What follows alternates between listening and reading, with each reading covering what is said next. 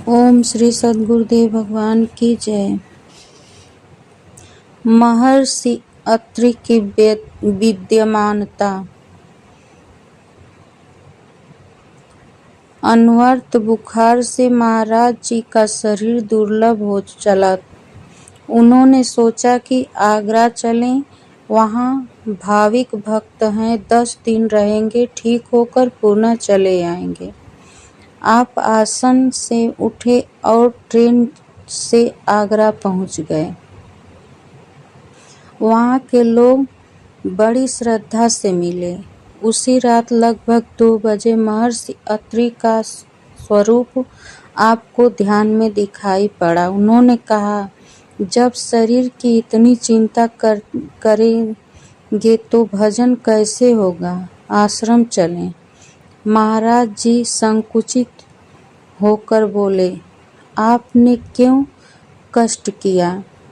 वहीं से संकेत कर दिया होता हम पहुंच जाते। अत्रि महाराज जी ने कहा, जब आप चले आए तो हमें आना ही पड़ा।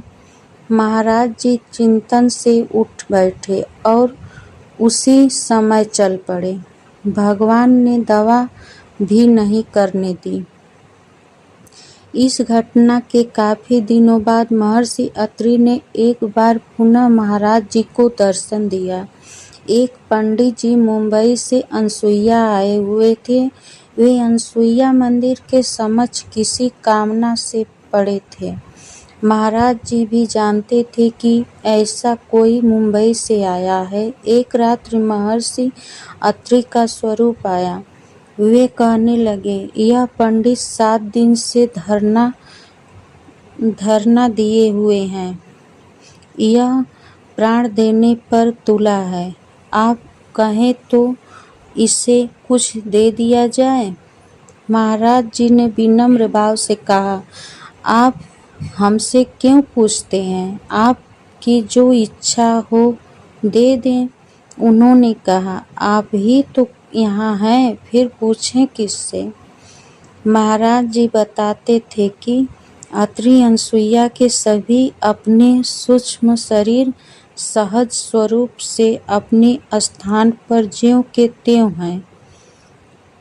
स्थूल शरीर तो राम और कृष्ण का भी नहीं रहा।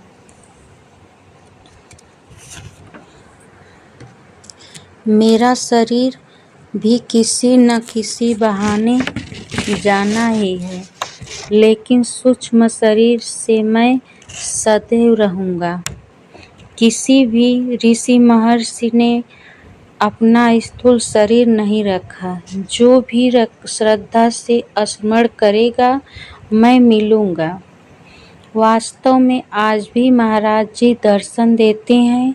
जो कोई मन क्रम वचन से आपका चिंतन करता है, उसके आगे पीछे और साथ दिखाई पड़ते हैं। ओम श्री सद्गुरुदेव भगवान की जय। ओम श्री परम पूज्य स्वामी जी की जय।